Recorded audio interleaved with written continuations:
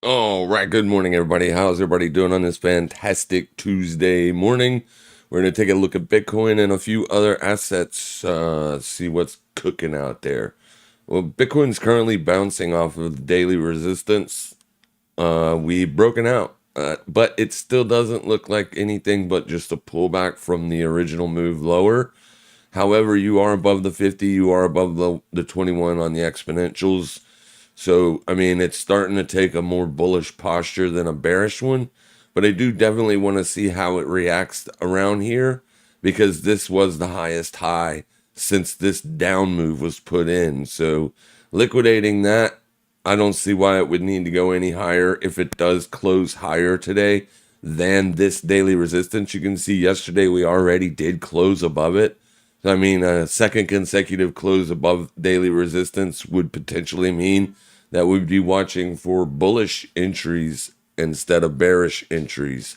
But for right now, it does look like rejection up there. But we are back above the yearly opening range also, so that is very much something of note. And Bitcoin looks okay. It did close the gap, or it did fill a gap that was put in not too long ago. Let's go look at the futures and I'll show you the gap right here between 40 and 39,000. You can see that we traded down to that gap, filled it, and basically that's when it started this bounce. So that, it's okay, but like I said, I want to make sure that this day closes up and before I start looking for bullish entries. As of right now, I still have a short side bias for the near term only, just for a deeper correction and sideways trading till we get to the halving and see what happens then after, right? Because that's basically what everybody's waiting on for Bitcoin. So that's pretty much it. Yeah, I was unable to get filled. I did have it in order setting at 43,945 on weeks. The platform is where I'm trading now. If you want to trade on that platform, use the link in the description. It'll save you $20 on all trading fees, and also you can get up to $5,000 depending on how much money you deposit, or how much crypto you deposit, I should say. So no KYC, just send the crypto there. You can trade there. Save yourself 20% on fees, but I didn't get filled on the entry, so I did miss that swing high on that candle right there when it pushed up. So I'll see if I can't get filled again, but I'm going to keep an eye on it and see what happens for the rest of the day. The market's open, so we are starting to get this nice little pop from daily res. I mean, it perfectly traded down to that and bounced. You can see where it was holding as resistance, got another push higher, and then liquidating that swing high there. So if it is going to roll over, I would expect it to do so today. If it doesn't, then that's probably going to change my mind on the positioning. Currently, Mara and everything else, obviously, all did the same thing. They all got a nice little bounce out of this bounce from Bitcoin. So that's good. If you're trading Mara and Riot, obviously you want to see them push higher, but they are going to do whatever Bitcoin does ultimately. And right now you can see that Bitcoin is up 0.20%. And then here's currently where all your ETFs are at, setting roughly around 0.5% move. So yeah, everything looks good on the Bitcoin front. We'll see how it continues to trade, see if these ETFs actually do bring in more buying or buy-side liquidity. S&P 500, let me get over there. Let's go look at the SPX first, as I got the expected move penciled in here. You're looking at around 49.62 for the high. That's the weekly expected move that's been priced in from the options. And then you got 48.21 as the low end of the weekly expected. Now tomorrow we have Fed, so today I wouldn't doubt it if it does this. Nothing all day long. We don't really have much news coming up. We do have jolts and consumer confidence, but that's pretty much it as far as market moving risky news. So probably won't see much movement today. I would expect that movement to be tomorrow. Now, here's something else, though. There are several companies that are due to do some. Let me get over to the Magnificent Seven earnings. Not Apple. We got Amazon on Thursday. We got Meta on Thursday. We got Google today after the close. Let's see, Microsoft today after the close. So Microsoft is the biggest company in the S&P 500 currently. So it will have an effect on the market, as pretty much tech is the only reason why the market's up as much as it is. We've looked at the equal weighted S&P 500, and it's not pushing all-time highs like the NASDAQ and S&P are. And let's go look at that real quick. Right here. So this is your equal weighted ETF for the S&P 500. Basically, this just puts the equal weighting on all the stocks inside of the index. All right. And so like tech doesn't have more of a weighting in this product. And you can see you're nowhere, well, you're close, but you're still pretty good distance away from your all-time high there. So what you would want to see for this market is you would want to see something like this pressing up against at least all-time highs, right? Because this is equal weighted. That would just say that the market breadth would be a little bit stronger than just allowing tech to have such a profound move on it. So we'll see how it plays out. Current positions I have on are TLT, Kraft Heinz. I have a short call on the mini futures contract on the S&P, and then I have a short spread or put spread on the home builders XHB. And that's pretty much it. I've been looking at things. I've just not been able to find anything that I love. And obviously those positions will be closed out if it gets within 1% of the total account equity. And then I'll look to put it on maybe again higher. This isn't bearish though. I was actually looking to go bullish on this when it pushed down here, but instead I decided to take the other side of the trade, and I'll see which way it ends up going. But I am down on the position currently, and that's it. And I bought, because the TLT was literally just posting up here on support like that. That's what I'm referring to whenever you hear me say I want to let it build in support before I get long. This is building in support, right? When you trade at a level for multiple days, break down, but yet, the next 2 days you're right back above it, the level would be this support here. All right. So this is a bear trap. So I got long on the calls on this day, expecting this to be a bear trap. So I got that move to the upside, but I'm going to hang on to it. I think it'll go a little bit higher, but we shall see, right? The 30 years down, 20 years down.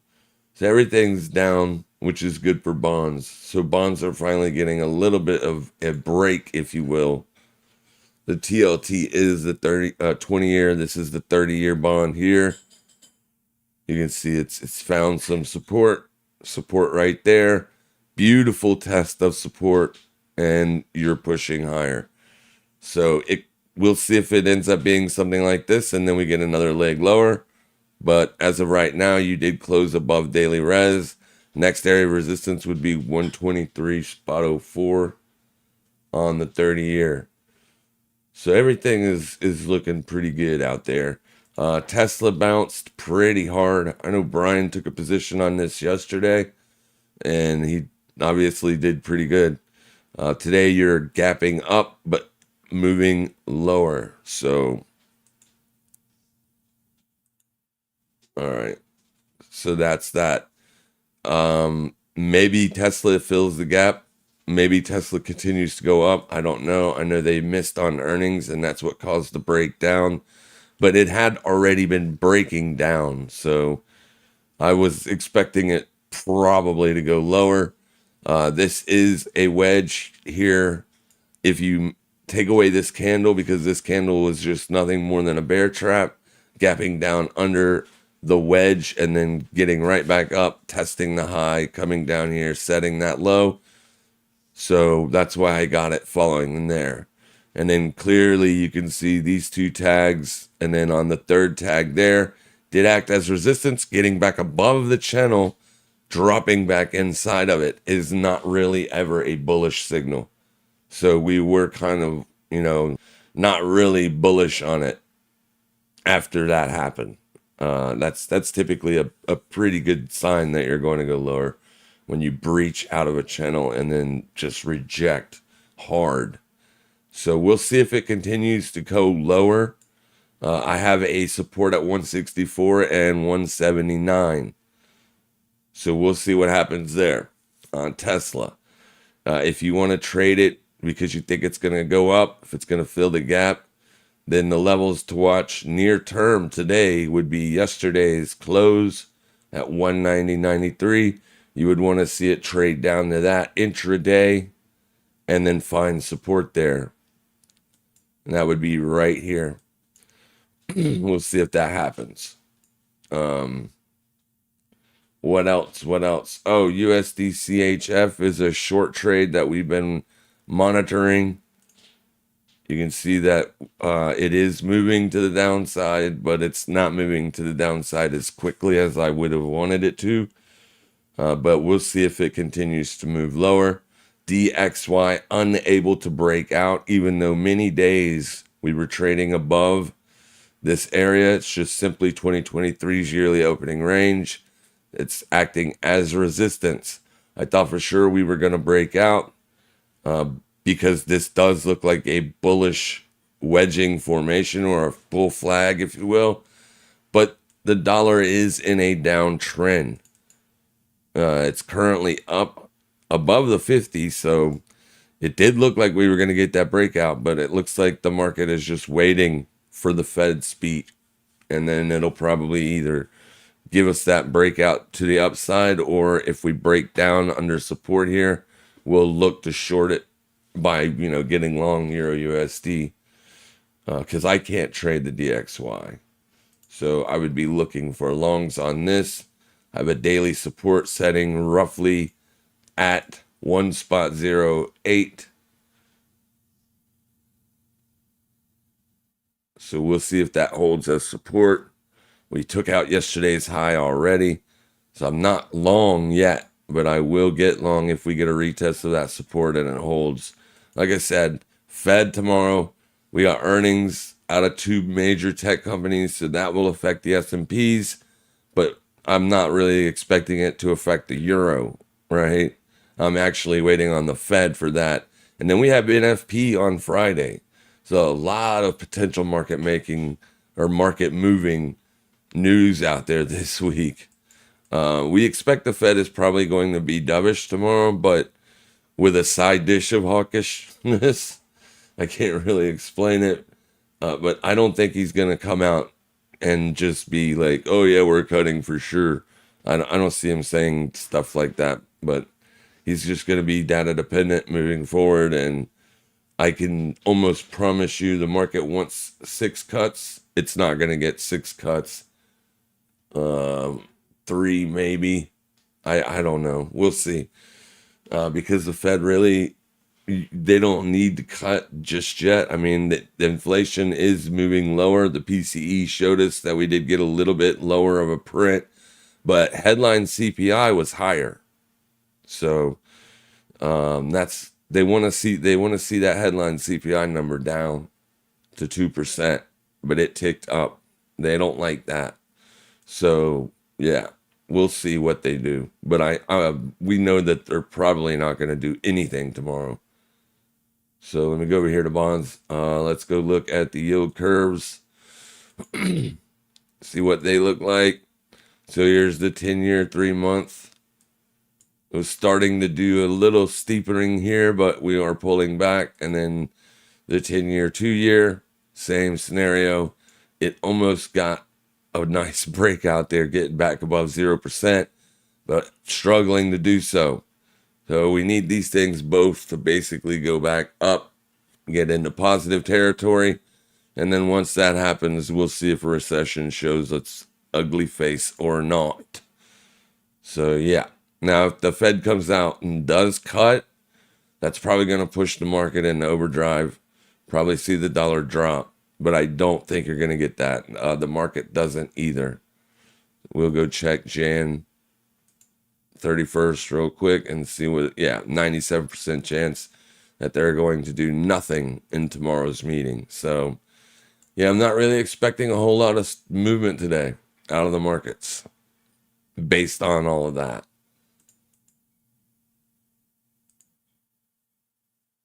Let me go over here.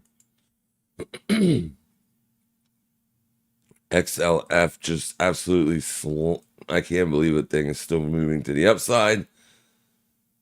It's going to have to be based on JP Morgan or something. PayPal kind of holding resistance, but I don't know. I don't really like this price action here, so I'm not trading it. These are just the things that I was watching. Pepsi's still trading in a range. We did get the breakout back here, but it did the same thing as Tesla. It dropped right back into the range and basically trading in a range. TLT we've already seen. Here's AI. AI did bounce from 2363, then set in a new resistance at 2642. That's going to be resistance until it's not 2644, sorry.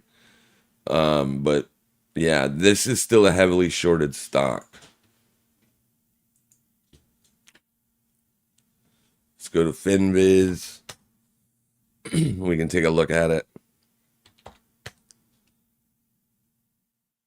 Yeah, it's still heavily shorted at 37%. So that's why we're kind of looking at it for longs. Is if it can get moving, you could potentially see a big short squeeze unwind. That would be that would move it pretty good. But those shorts they're pounding it. They are pounding it for sure. Structurally, it's not bullish. IWM, I did get long on this trade the other day, but I closed the position. I should have got long yesterday or the day before. Well, actually, Friday.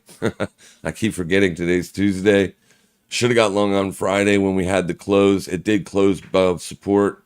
And then you can see there you're breaking out. Retesting the early open, gapping down a little bit this morning. But the IWM, the reason I got long the IWM, obviously, if the markets are going to be bullish, the IWM still has plenty of room to go before you reach all-time highs.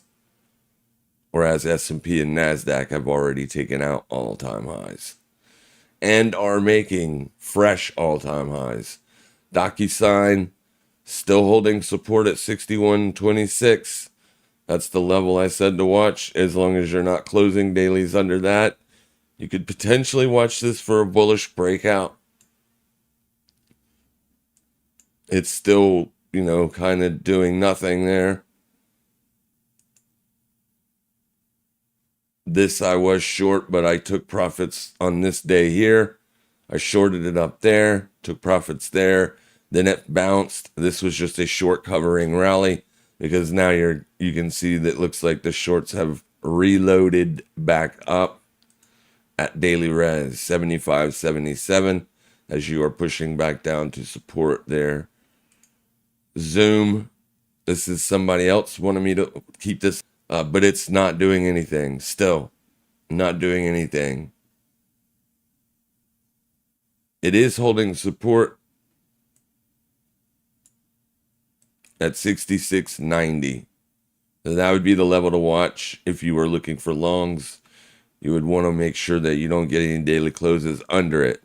If you get a wick down through it like that and then a close like that, then you could potentially look to get long. See if it stays in the range. Adobe, eBay. This I have on watch. I do not know why.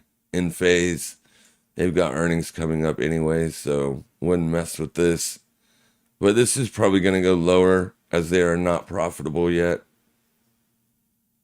General Mills, range bound, XLP, consumer staples, it held support. Well, it created a trap. Johnson & Johnson was holding support here at this wedge, but you can see now it's broken down. And there is bad news out there, I guess. I don't know anything about it, but I was told that there's people potentially going to sue Johnson & Johnson over some baby powder. I don't know if it's valid or not, but that's what I was told. So if you want to short that, it's as long as today closes under 158.88, I don't see why you couldn't buy some puts or put spread on this. Structurally, it was bullish.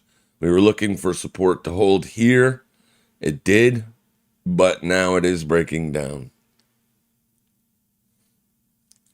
And then Kraft Heinz bouncing around the 50 here, holding support roughly around the yearly open.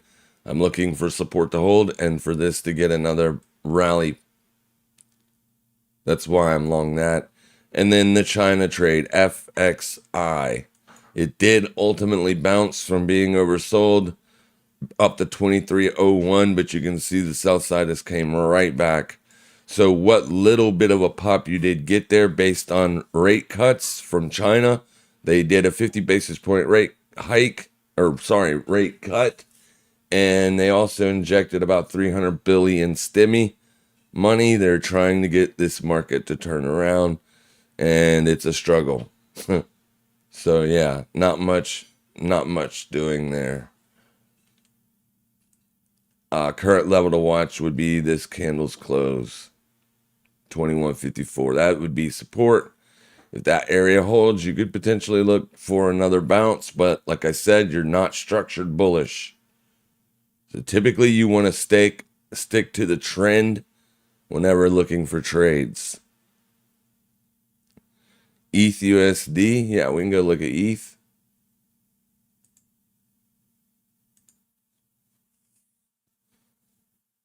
I don't know what that level is right there, but let me pull this up real quick. Get the yearly open marked. You definitely want to know where that thing is.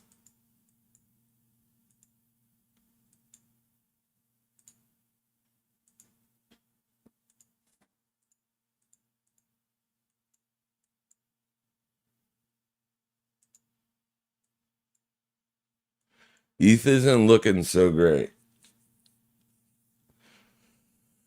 It did hold support. Technically, you got weekly support coming in around 21.90, 21.94. So, as long as you're not closing a weekly under that, I think you're okay. If you do close a weekly under that, you're probably heading down here to this weekly support. This is December's open. So that would be December's low. So if you do not hold this weekly support, I would assume that we could see a 1984 test to take out December's low. That's what I'm actually was expecting Bitcoin to do, but you can see when it pushed down there, let me get rid of this. It did not quite make it to the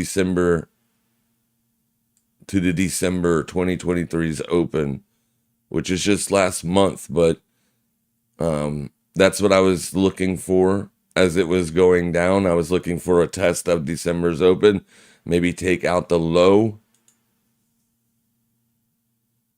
which would almost be the open. You can see there's just a very small wick under that candle. That would be your low on the month of December. Oh, wait, no, it wouldn't. Oh, yeah, it would. Yeah, that little wick. December was an up month for Bitcoin, but Ethereum just doesn't look as good, right? Like it hasn't rebounded, if you will, as much as Bitcoin has. So whenever it's not doing whatever Bitcoin is doing, we just go check it out. ETH versus Bitcoin and see what's going on over there. So ETH did have about a bullishness not too long ago, but it looks like Bitcoin dominances came right back. So ETH BTC looking like sellers are in control of the asset.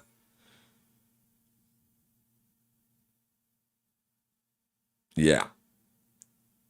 I don't know if I'd be a buyer on ETH at that weekly support. I think these things are both going to go a little bit lower. Come on.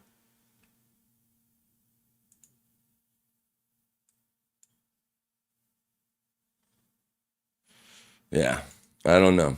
You can watch the yearly open if you want. You can be a buyer there, but like I said, I think you're going to see lower prices on these. I think you're going to be able to get it cheaper before the halving. But I could be wrong, right? As long as you're above the yearly open, there's a chance that it could start to trend away from it. And when you're close to it, I mean, it is a significant level.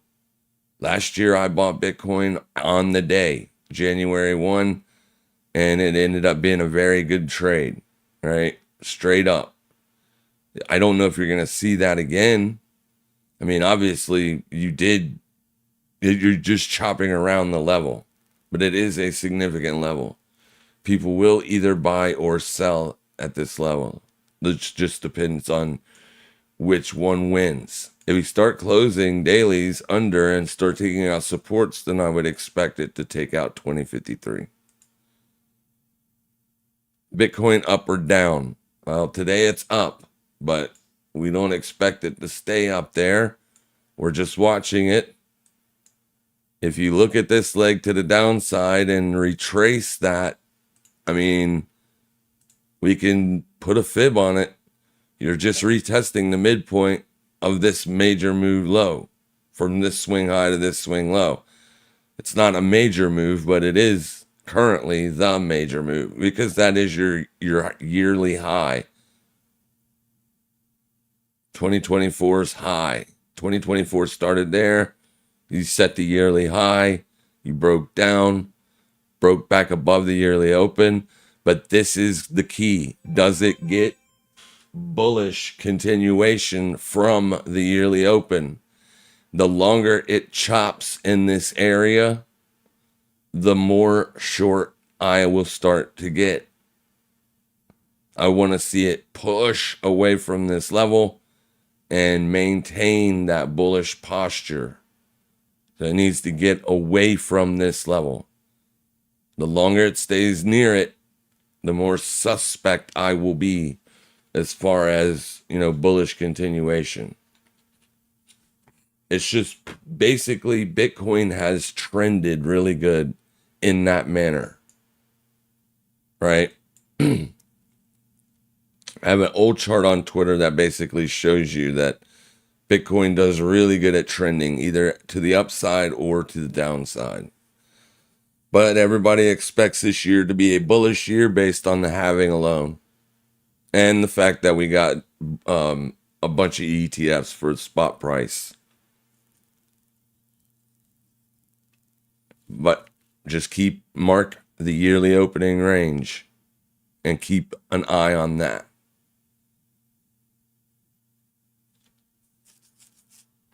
And that'll tell you, right?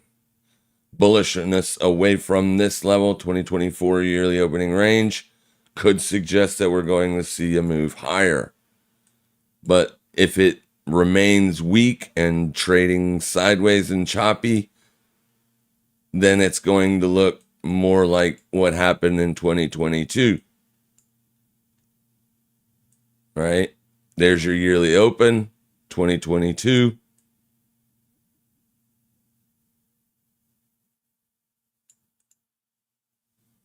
Yearly open, traded sideways, broke down, came back up, broke back up. But notice how you could not get bullish continuation. It just chopped around the level until ultimately you lost it. And once you lost it, it was the short of the year. And we nailed it.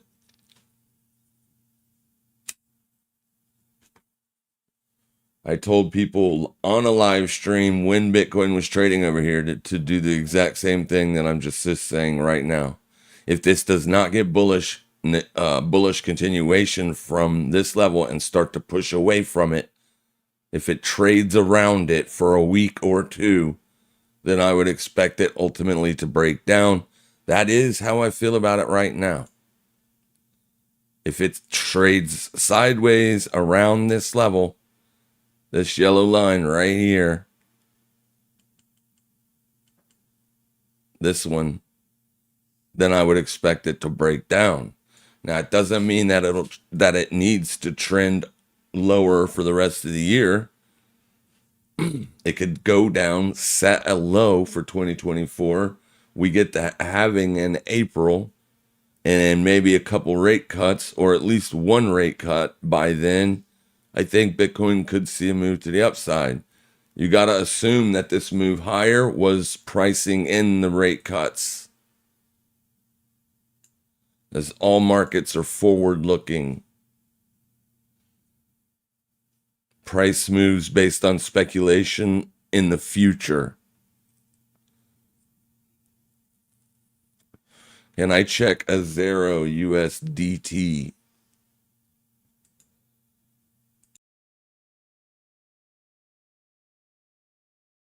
Why, yes, I can. I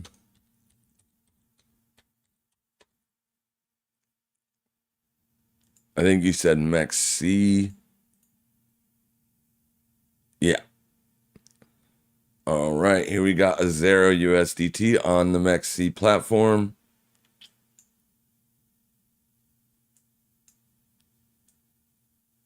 This asset has been trading sideways for the majority of its life.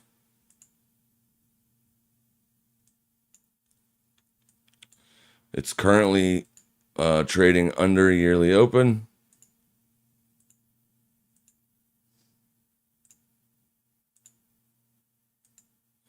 That's a pretty nasty looking monthly candle. You're trading at January lows. The next area to look for this thing to go to would be 78 cents. That would be monthly support. And you would definitely want it to hold there. If you have, if you think this thing's going to go higher. It's already taken out that support right there. Let's see if we can. There is no weekly support levels. So next area of support, potentially 91 cents. That is, of course, if this fresh level of support breaks at $1.05.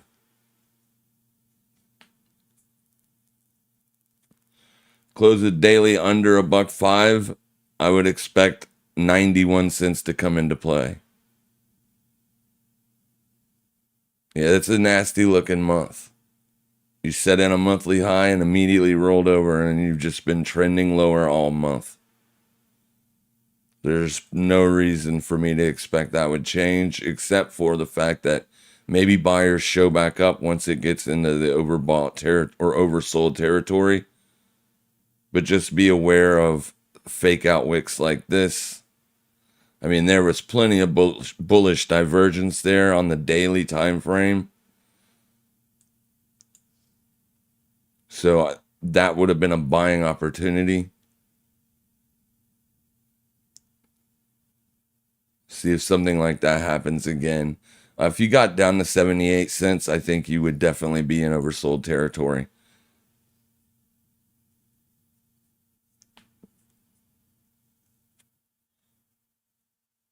All right.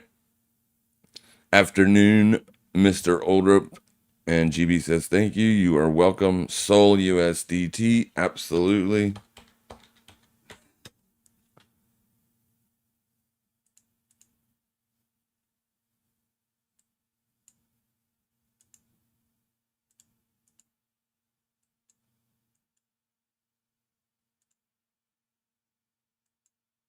There's really no point in looking at quarterlies because we haven't even started. I mean, we just started a fresh new year. Last quarter, obviously, was huge. But last month was a big month for Solana. But it's just monthly res held. There's monthly res. It tested monthly res and then fell away. This month you're trading as an inside month, but you are still bullish on the month. Set in weekly support right there. So that's the level I'd be watching to see if support holds.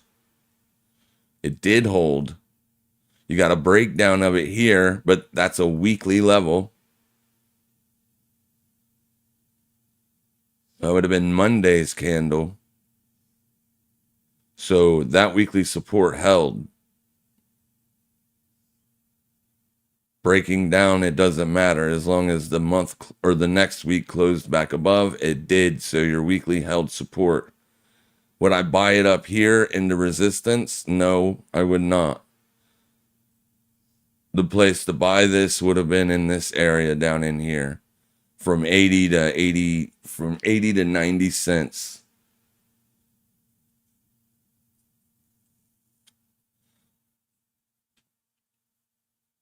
Because we would have been watching this weekly level, we would have probably took the short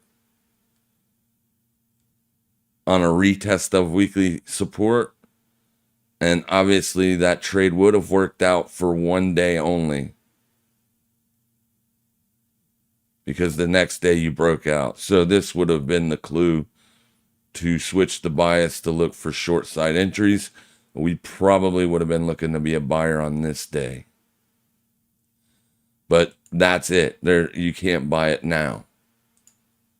You got to wait for a pullback. Let me mark that day and see if it would have given us an opportunity.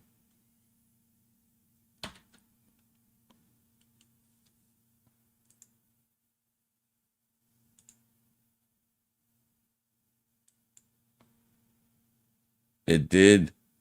It traded right down almost to hourly support.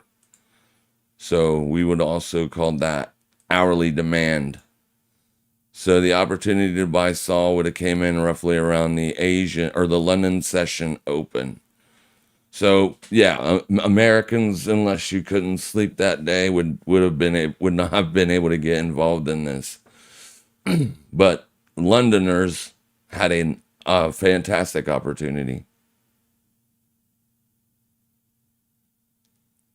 to get long. That would have been the trade right there.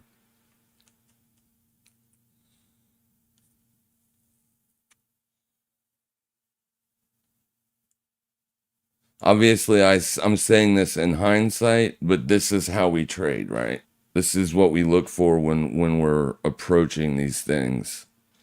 We would have noticed that weekly support did in fact hold. And not only did it hold, you got a big, huge breakout above and bullish continuation.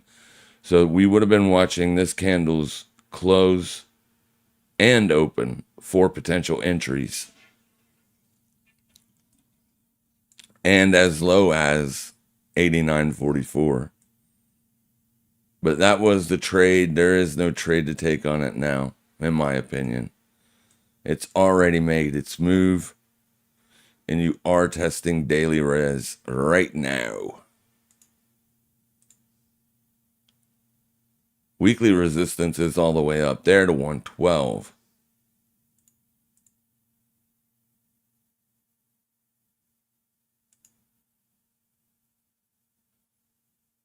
Yeah.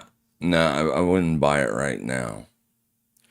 It's probably going to do whatever Bitcoin does. That's typically the way alts work, right? I don't know why. It's just they seem to track Bitcoin pretty good.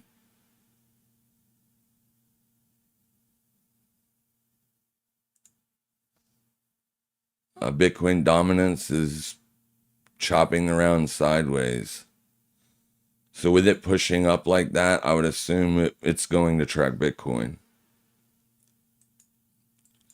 We'll see what happens with Bitcoin, and this is going to be an important week. Does it continue to push higher from its yearly opening range, or does it fail and drop back under? If it fails and drops back under, we would look for shorts.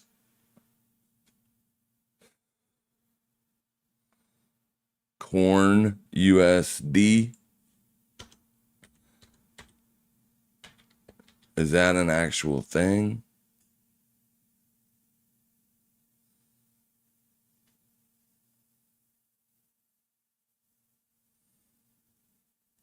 Is this what you're talking about?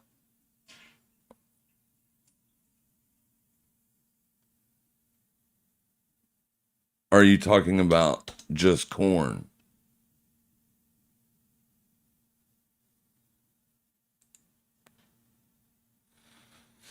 I don't know if you're talking about that one ticker symbol crypto or if you're talking about corn as the actual commodity. I don't know the commodities ticker symbol, but I can get it real quick.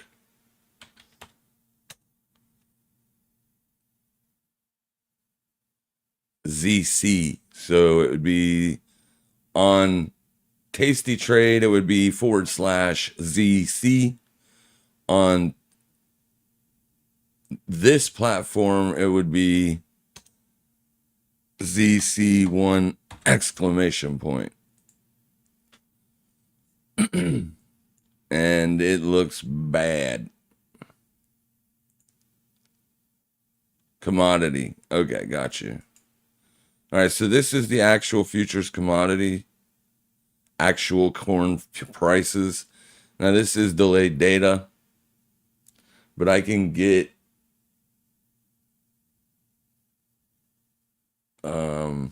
actual data.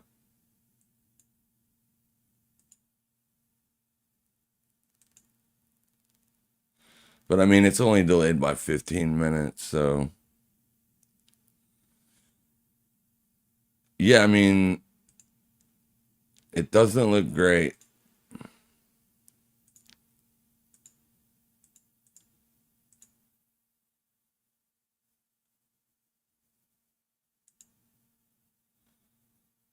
Yeah, the trend is lower, so I would be, waiting for bullish pops to short.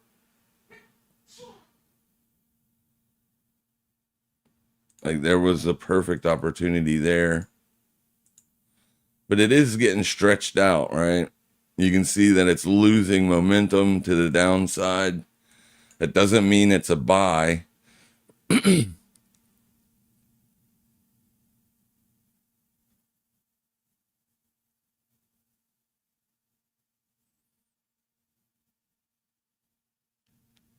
If you're looking for longs on corn, you definitely want to see how this week closes. Since this daily support just got broken down, let me see here.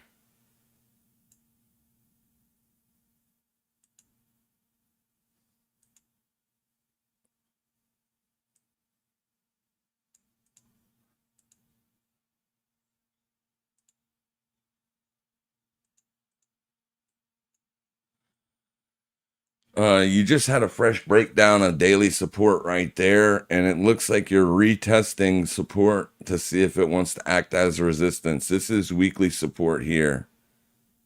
So if I was going to take a short on it, I would probably wait till it got up to that 445 and 2 ticks for a potential short. Obviously, a daily close back above this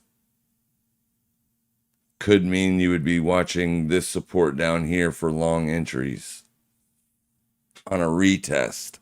That's only if you close back above today.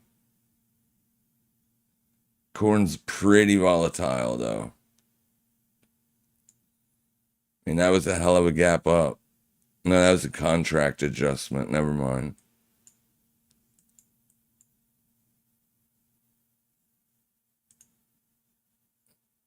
Let me get Thinkorswim up.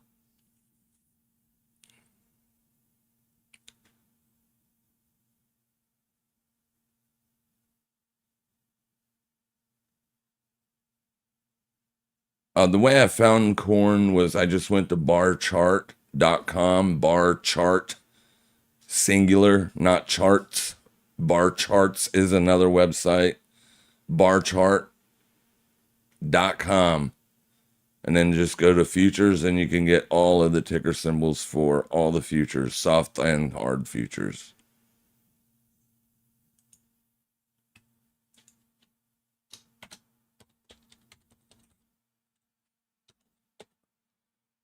I think just by typing in corn though for Oanda that you're trading a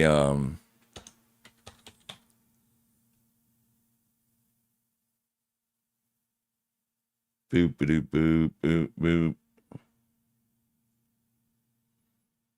Oanda. I don't see it on Oanda.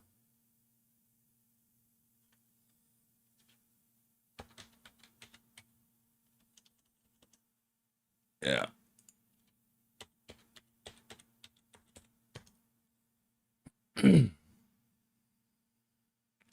Because this is definitely an ETV.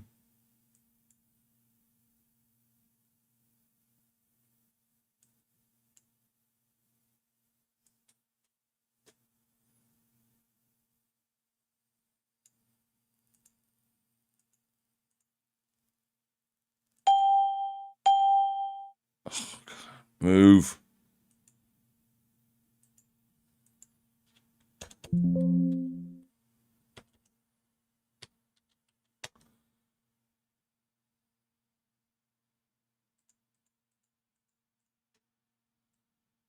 Oh, shit. That's because I got this thing opened up.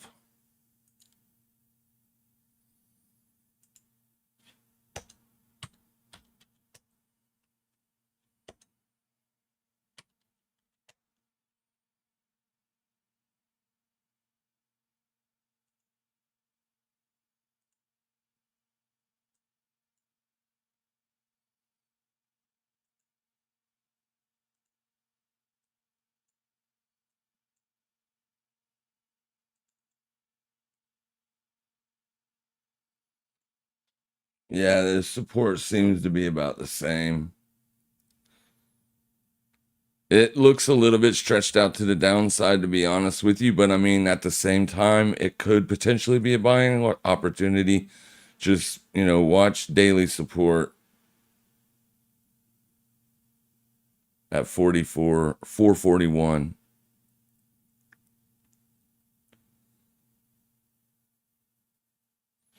It's a CFD on Oanda. Yeah, for some reason, I can't get it to pull up.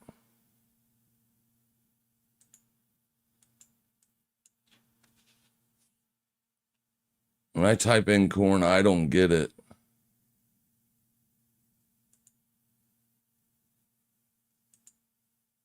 See, nothing over here for Oanda. For me.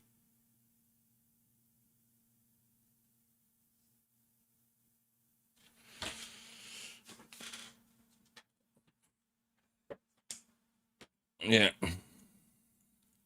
Sorry. I'm pretty sure it's gonna be pretty close.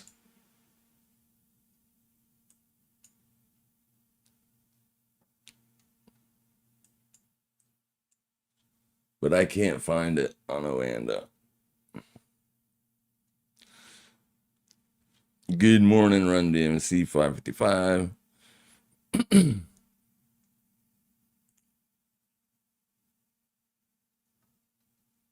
This is like almost an inverse Bitcoin chart. Yeah, it looks like it wants to go higher. It's also testing the 50 here, so yeah. But Bitcoin is currently pushing higher.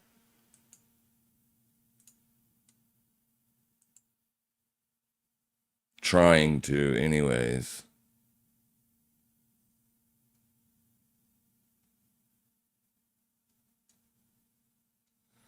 Got two intraday resistance levels there.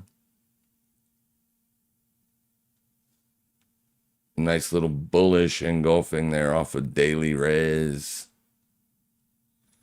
This daily res.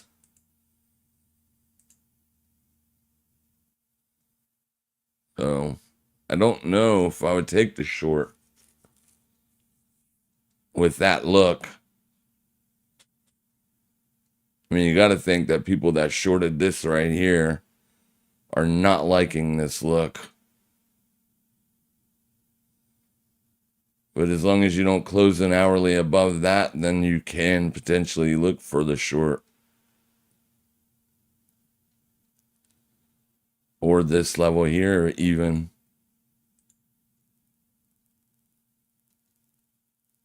But I mean, with that move right there,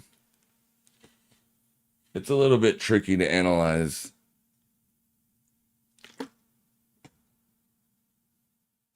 I have more of a short side bias until it gets well away from the yearly open. I mean, well away from it.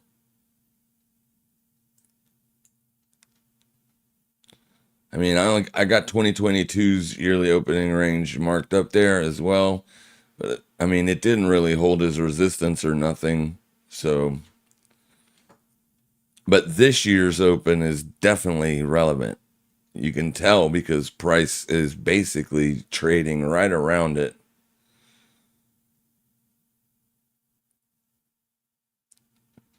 Definitely playing games. But as long as we're above it, I like it to the upside, right?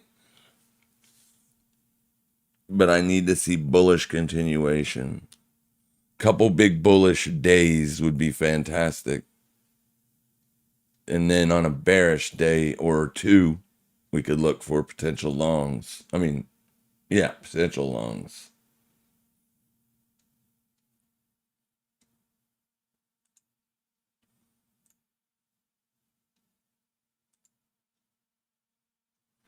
Ouch. That hurt. What happened?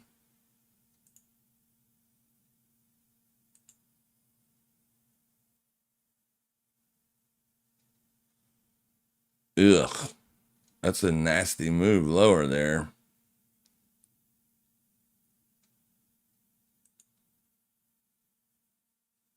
We didn't have any news today. Oh, yeah, we did. We got jolts. That's what it was. 10 o'clock. I thought it was 11 o'clock for some reason. Consumer confidence was down by two tenths of a percent from expectations of 115. And then jolts data was bullish for the dollar. That's why you got a bearish move here right at 10 o'clock. But I don't think, I mean, I don't know. It's a very tight range today.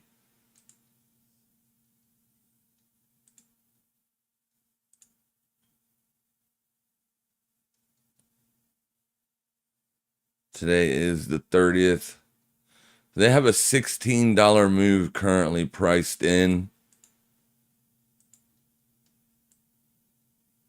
16 bucks.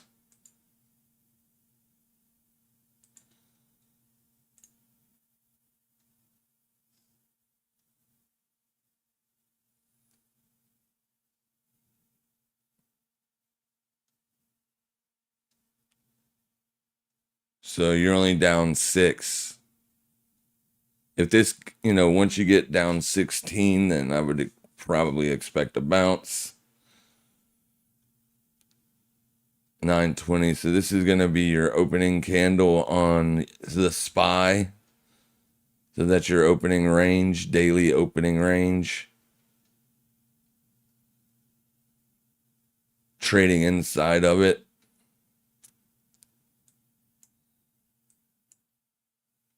Here.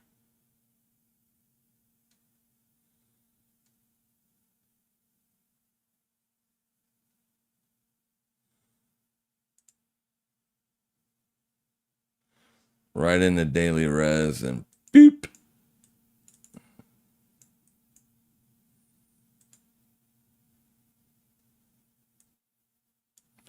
All-time highs was there. I mean, that's a legit breakout, man. Legit.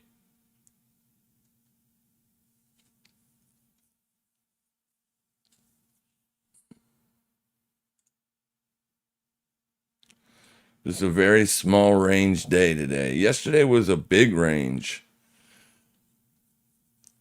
Much bigger than I expected it to be. 487. Oh, $4 move there.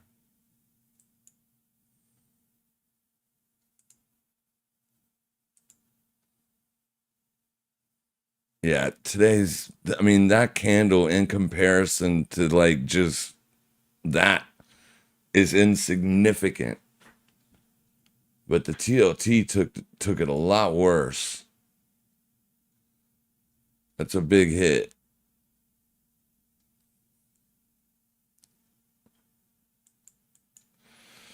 I heard there's a meme coin called heard it will blast off permanently. Yeah, I'm not sure about that, sloth bag. That's funny though. Thanks, says Daniel. You're welcome. Cheers. It's CFD on Oanda. It's for spot 402. Gotcha. Mara for potential short. It's retesting the 21 plus the 50 on the RSI.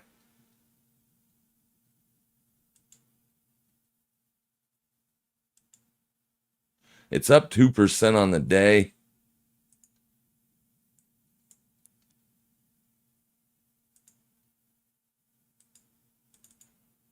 Yeah, I mean, potentially. The problem with it, though, is I don't have a level to give you. You know what I mean? This is a significant area because it's a swing low. Even though it's a bullish candle, it was just a gap down, opened, and went up. So it's not a support level, but it is a swing low. But currently where you are trading here, the only other level to watch would be that. So, I mean, I can't short it based solely on this, because if this thing breaks out and has a big day today and closes up here, you're going to be above it. But then maybe tomorrow or whenever it retests this swing low, you could see if that area holds. So, I mean, today there's nothing I could do with it. Remember, this calculates based on candle closures. But I see what you're saying. Let's see exactly where the 21 is. Yeah. See, we don't take trades off of moving averages, or I don't. I need an actual price level. Okay, so I could say that was this week's close.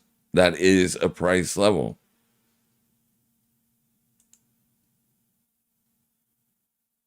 Yeah, one could take a short there. Absolutely. 1898.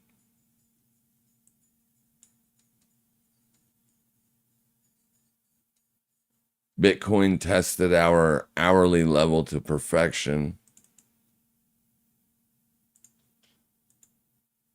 So, I mean, I don't know if you want to buy puts or sell calls or just short the outright stock, but I would watch 1898 because it was that week's close. So it is a price point that matters. A price level that matters. See that right there? And it was a big range as well.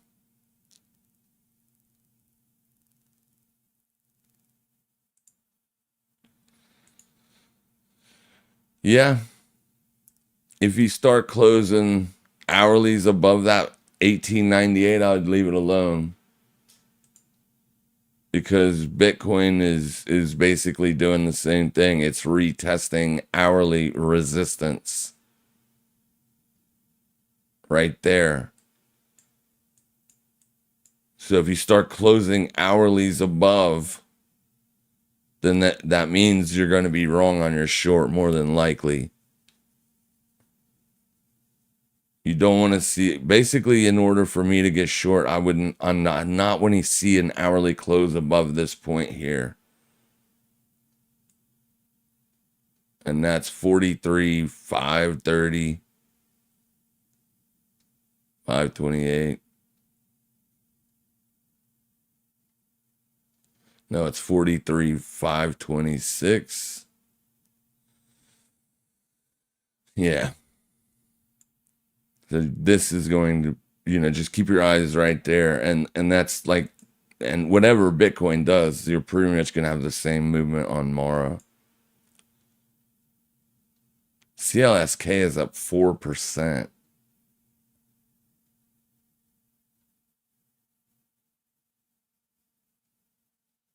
So it tagged weekly supply once pre-market and now. So an hourly close above that, it's not going to look good.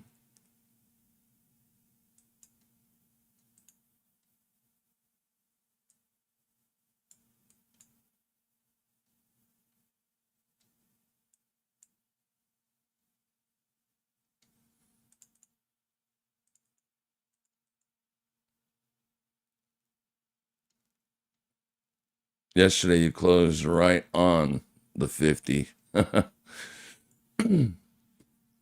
Remember though, traps exist too.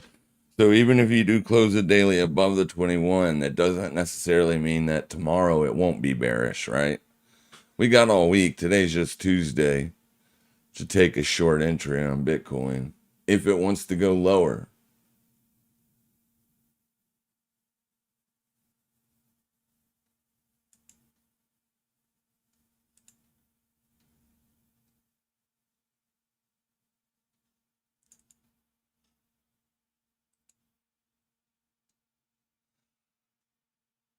Which it might.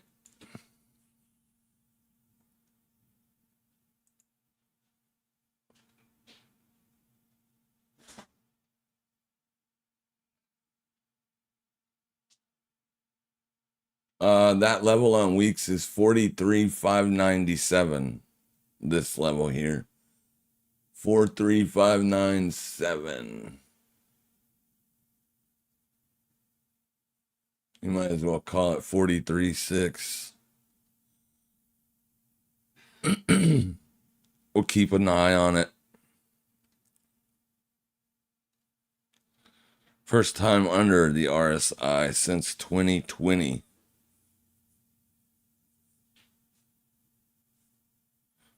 CGen. Yeah, absolutely, Michelle.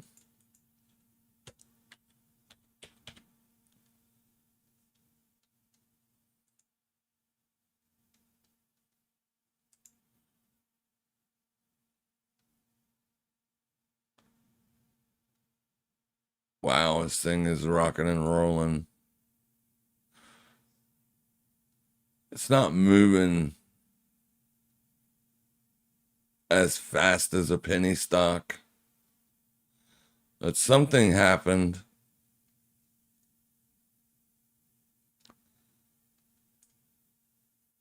I'm not even sure if this is what you're talking about, but the chart looks like, I mean, god awful, right? From 20 bucks all the way down to 2. Once a stock gets under $5, it becomes a penny stock.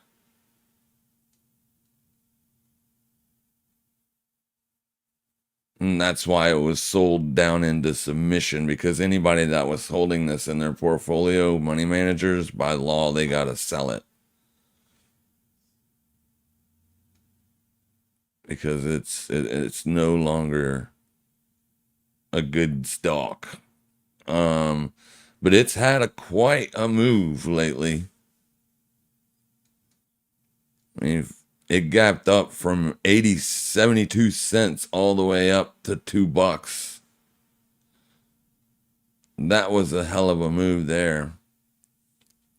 But today it's not moving so much. Like it's up 5% though. Or from swing low to swing high. Be very careful with it. I would assume this spike is going to potentially invoke more selling. It is? Okay, perfect. Let's look at it on FinViz real quick, because I don't know what it is.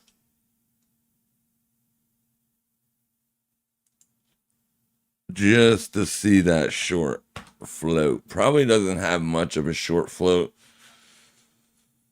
because it is so cheap, or it was. But it's probably going to invoke one now. No, it doesn't have one hardly at all. They don't make money.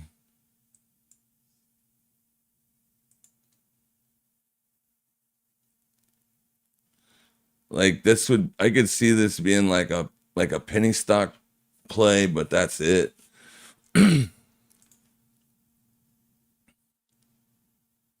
Doesn't have much volume.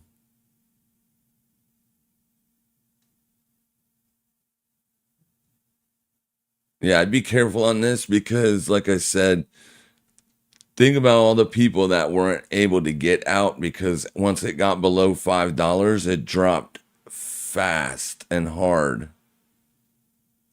Right in there.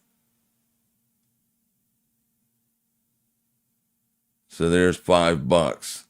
So anybody that wasn't able to get out at $5 that are potentially still holding it was waiting for a spike up. Those people are going to try to get out. That's why sometimes you see these things get a big, strong move like this for like 10 days or something, and then it goes right back down where it came from. So be very, very careful. Now, if it's got legitimate news, like the reason it bounced was because of a buyout or something like that, then maybe. But I don't like the chart. I don't like anything under $5 because it's a penny stock. And at that point, you're just trading with momentum traders.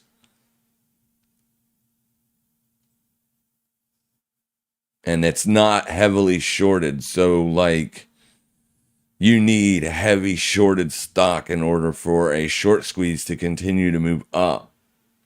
So, that's legitimate selling. Owners of the stock are like dumping their shares on every pop up.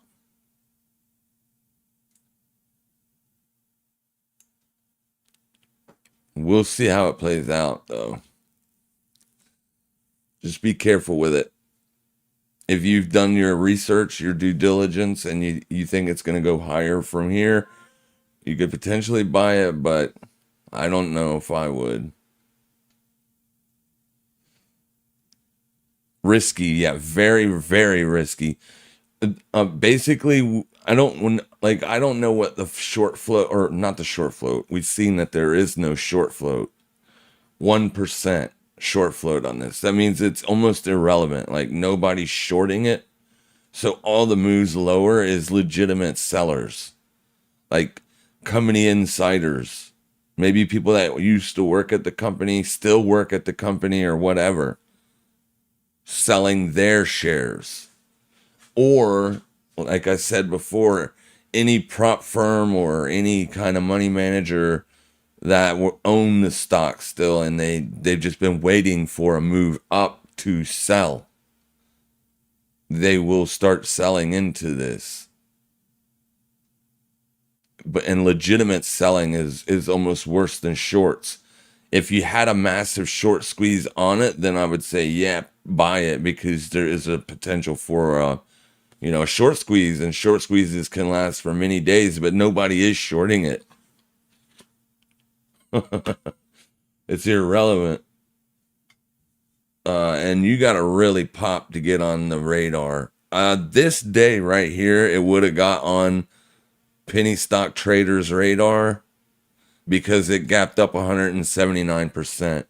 Generally, those type of people, Momo traders or penny stock traders, they set their scanners to scan for anything that's up over 20 or 40%. Because if it's up that much, then it's got a lot of momentum in it. Right? And that's what they're trading for, is momentum. But I don't know how many shares is outstanding on this. If it's a lot, they won't want to mess with that either. They like low volume or like a small float, less than 5 million shares or something like that, because those are the ones that can really move on a short squeeze. So like these three things right here would be in play on the day. And you can see opened at $2, bounced to 243, right back down again. See how yesterday it had zero volume in it. Today, lots of volume. It's actually leading the day on volume gainers. Penny stock, momentum traders.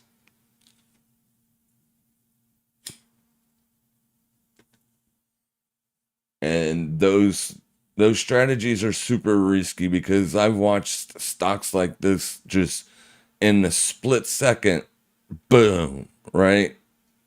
And it's very hard to manage your risk when trading these things. Very hard. Because you don't know where to put a stop. And like I said, if it's a low float, fast moving penny stock, a big seller can show up and dump in your face. You can get a flash crash back down to where it came from. But that's also what keeps these things moving higher. Short sellers. You have your short sellers, they love to short their penny stocks, and then you got the long only penny stock traders. Right? Because being long only makes more sense. You can make more money on a stock because it can go up multiple thousand, like 400%. Whereas if you're short, you can only make 100%, no matter where it's at. That's the absolute most you can make. I'm talking about without leverage, obviously. With leverage, that moves that 100% up each time you put on a leverage. But just random trading, yeah, they're dangerous. But you can see CGen isn't even on the list. It's only up 5% today. So it's not even up on this list.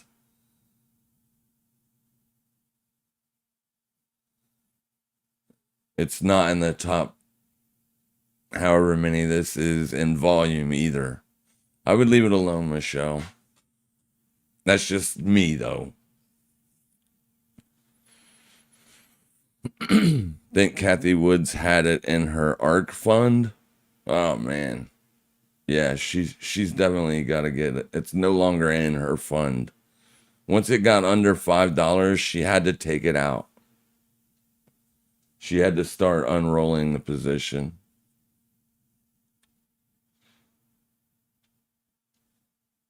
It's not allowed to be in an ETF once it gets.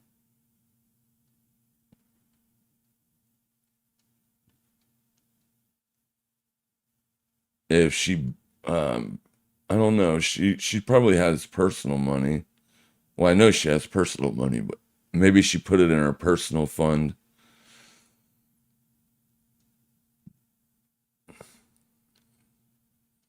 All right. Bullish selling. Yeah. Bulls selling. Yeah, I mean, that's typically what really kills a stock. People think short sellers is the reason stocks go to stock heaven. It's not. It's literally the people that own the shares. Rich people, they're like, I'm bailing. I'm getting out of this thing. Those are the ones that pound stocks down to nothing.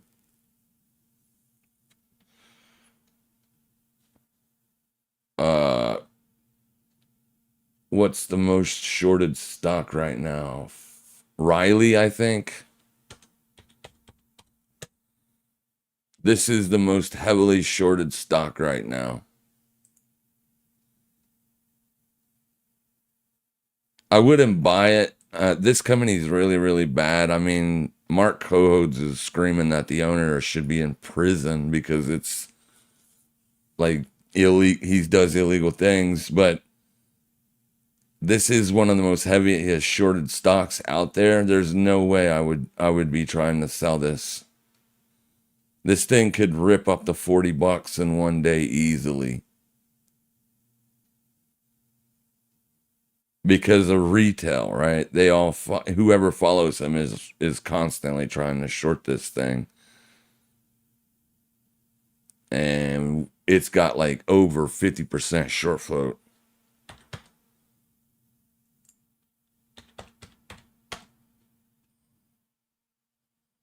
$63 short float. That's mm, mm, mm, mm.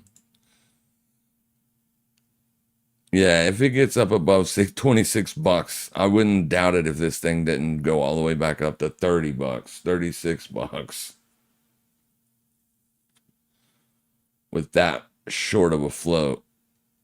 It is there. That's what can cause this thing to absolutely moon.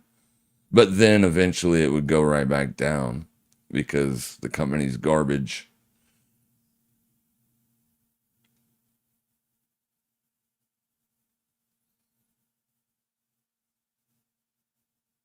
Yeah. We'll see what goes on with it though. 63% short float. Be careful. We don't know where that short float is, where the majority of it is. The smart shorts got in early. They got in once they seen this. So the smart shorts are in at like 65, $70. Retail is in at 17. They're getting burned today. They're probably bitching. It's probably all over Twitter. Why is this thing up? Well, because it's got a 63% short float. You'll get buyers who come in and just buy this thing based on that fact alone, that it's got such a high short float. Once that short squeeze begins, it'd be a fun ride. And it does trade options as well.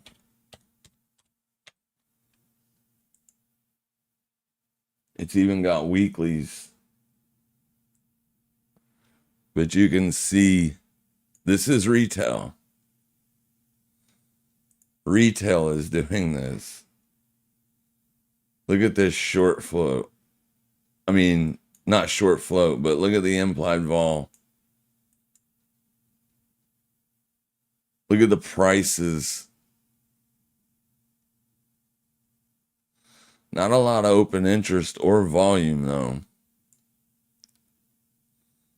On the call side, there's some volume on the put side.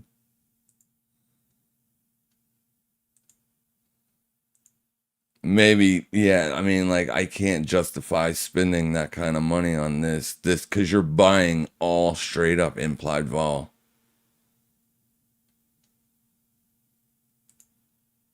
but it could be worth maybe a spread or something.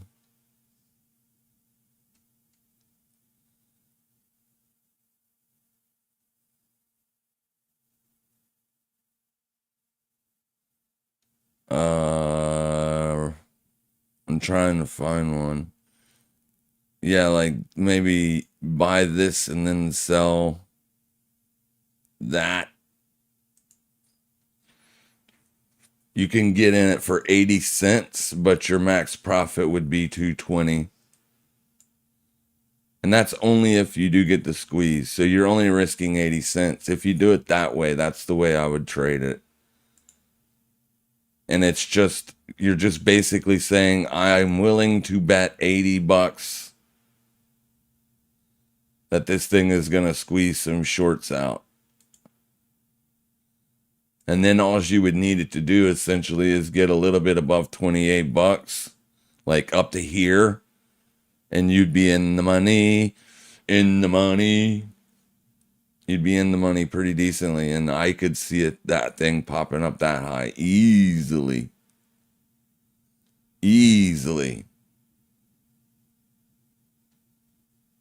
If it gets above 26.47. It would be up there in a day.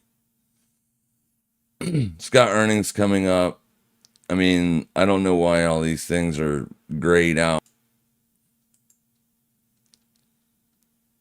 Just be careful if you trade this. This is the most highest short floated stock out there. RILY. All right. Can you check PayPal and Zoom? Yeah, we looked at them both a little bit already. We'll go look at them and then we'll wrap this baby up. Boopity boo boo boo. Where are you? There's PayPal. So, I mean, I liked it when it got this move here, but whenever it can't sustain bullish momentum, it makes me a little bit concerned.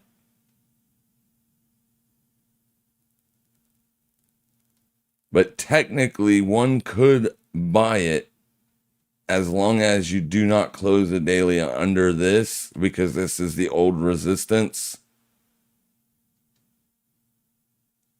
So you broke out here, came back, closed under it, but then 2 days later, you're back above it. So this is definitely the level. If it doesn't close the daily under 61.74, you could potentially get long. You got earnings coming up next week or the week after. Let me see. That can't be right.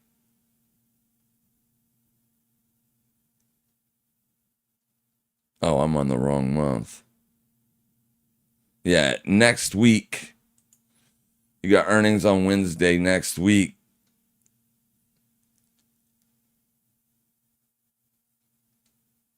So keep that in mind. It's in a downtrend overall. Excuse me. It's in a downtrend overall. So like, they could, unless it comes out with a huge beat, it'll probably get sold off. For whatever reason, PayPal people are not liking it any longer. I know people still use it. I use it, right? So I know people use it. But all the investors definitely bounced.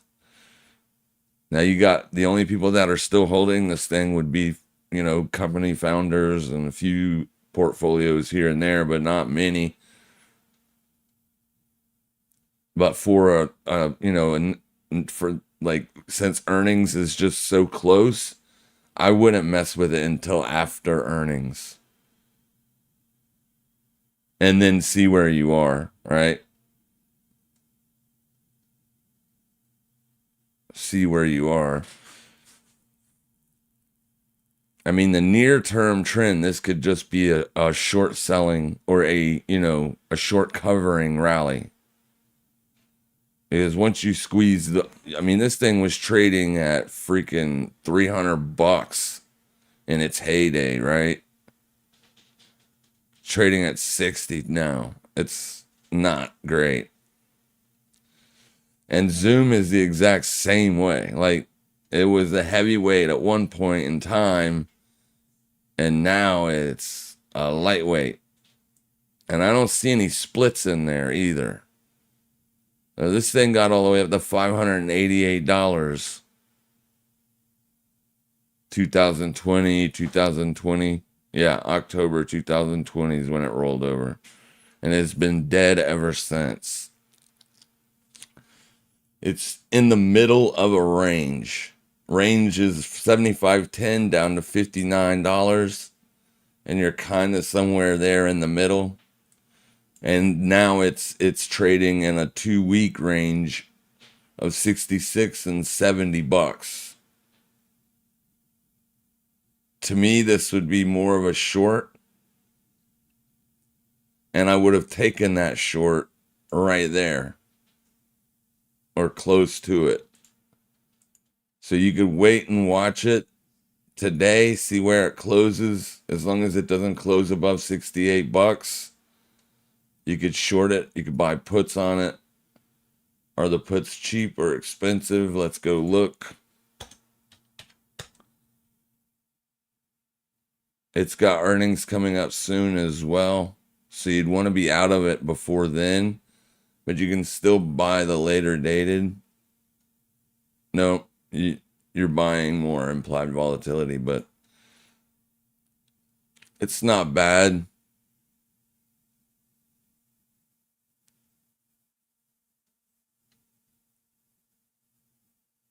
It's pretty equal in open interest on the put and call side, so not too bad. You're under 50%, so buying options could be a viable strategy. But I would be looking to buy puts. This is a little bit further away than PayPal, but still too close for me. Because when I buy, I like to buy like 38 days out. But in this case, you're paying more premium because the implied volatility 30 days out is more. And the reason it's more is because earnings.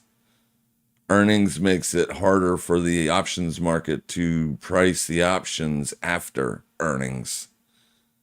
Because it doesn't, it's like where it's impossible to know if it's going to be up or down after earnings. And in PayPal, like, yeah, 67% implied volatility on the 10 days out, and 46% 38 days out. So not too bad. You can also trade spreads on these things too to limit how much you pay. Like, say you don't want to risk $3.30, then do like a $5 wide spread or a $3 wide spread.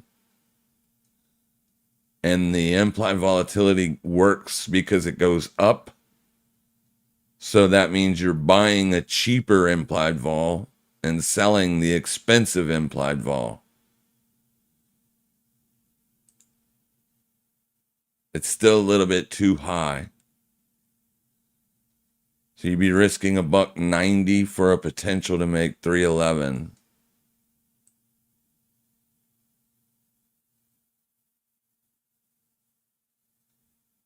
Even a $2 wide spread is still too much. Yeah. I don't like it. If I can't get it for less than $1.50, then I don't even try it. A $5 wide spread, because you're only going to make whatever you pay minus, or the spread minus what you pay for it. So that's why I try to get a $5 wide spread for less than $1.50, because that leaves $3.50 on the table for potential profits. Whenever it's 1-to-1 or I'm risking 200 to make 200, nah, I don't like that. Right? There's no, I do it occasionally, but that's only if I have a very, very strong bias on, or a strong opinion on it. But both of them have earnings coming up. Both of them are, used to be heavyweights and are now not. So, and both of them are in a range, right?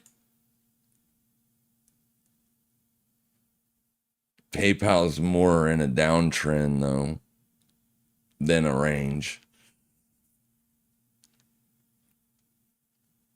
Yeah, I would leave PayPal alone. If you're gonna trade Zoom, because you got a little bit more time for the trade to play out before earnings. And right now that trade would be a sell, a short. But 66.90 is the potential, that's the support. So that's where your profit target would be. It won't justify an entry or a trade.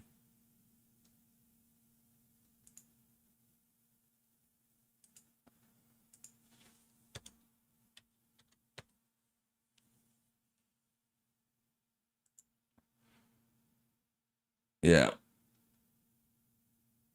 So support is 66.90, then that means the best you could do is you could do an in-out spread. You could buy a 70 and sell the 66. But it still doesn't work right. Yeah, I wouldn't trade it. I wouldn't trade it. Sorry. Oil is still cooking up from that 12-hour level. 12-hour candle looks good. Yeah, oil is looking good. I was unable to buy it. This isn't the one I was looking at. There we go. So we were watching December's open for a long entry. It didn't quite get down there, but it did it at 8 a.m. So it was, a potential bullish entry. And then there's demand.